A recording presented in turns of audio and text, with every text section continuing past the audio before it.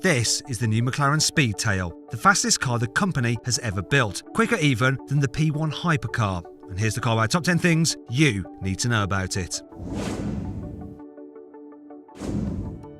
It doesn't take a genius to work out that the McLaren Speedtail has been designed to go as fast as possible. Its long, teardrop-shaped body helps it cut through the air like a hot knife through butter, and everything from its front wheel covers to its rear-view cameras and tight shut lines help reduce drag. But which hypercar would you choose? Click on the pop-out banner in the top right-hand corner of the screen to vote which you think looks the best: the McLaren Speedtail, Mercedes Project One, Aston Martin Valkyrie, or Bugatti Devo. The first McLaren Speedtails won't be delivered until 2020, and they'll cost their new owners a whopping £1.75 million. And that's before taxes. On the bright side, all 106 examples of the car, which is the same number of McLaren F1s which were built, have already sold out. So your luck's out even if you've got the cash. Click on the pop-out banner in the top right-hand corner of the screen to see how much money you could save when buying a new car on CarWow. One of the McLaren Speedtail's most noticeable features are the huge trims on its 20-inch front wheels. Unlike the ones on your Fiesta, they're not just for show. In fact, they stay in a fixed position as the tyres rotate, smoothing the airflow where you'd usually get drag and sending it upwards towards the radiators at the back of the car.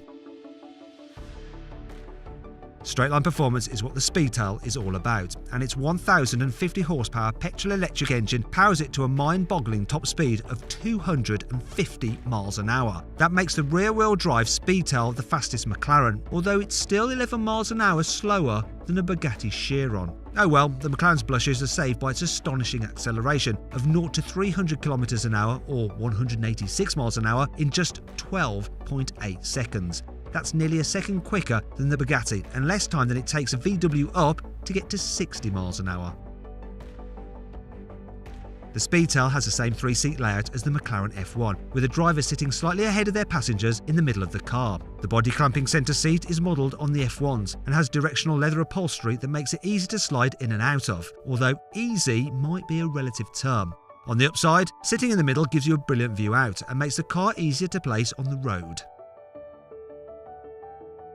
Along with having big power, the McLaren Speedtail is also very light. A carbon fibre body, aluminium suspension components and carbon ceramic brakes mean it weighs just 1,430 kilos. That's a huge 565 kilos less than a Bugatti Chiron, and only a few kilos more than a Volkswagen Golf. Not bad when you consider the McLaren is 5 metres long. If you want to max out your McLaren Speedtail, and you definitely will do, then you'll first have to select the car's velocity mode. It optimises the hybrid engine for high-speed running, lowers the car's ailerons and retracts the rear-view cameras to reduce drag. However, DEFCON 1 is only achieved once the velocity active chassis control has dropped the car by 35mm, meaning at its highest point the McLaren's roof is just 1.1 metres off the ground. Every part of the McLaren Speedtail's body has been designed to help it slip through the air. As a result, it's narrower than the McLaren P1, but also almost a metre longer.